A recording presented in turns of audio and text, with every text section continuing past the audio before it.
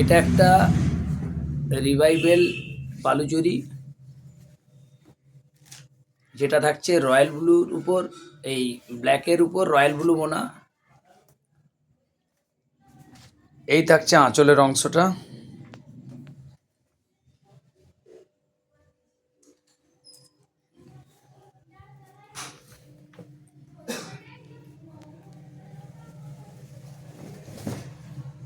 শোল্ডারের অংশটা থাকছে এভাবে বুটি দিয়ে, যেটা গলানি বুটি বলছি, এভাবে বানানো আছে।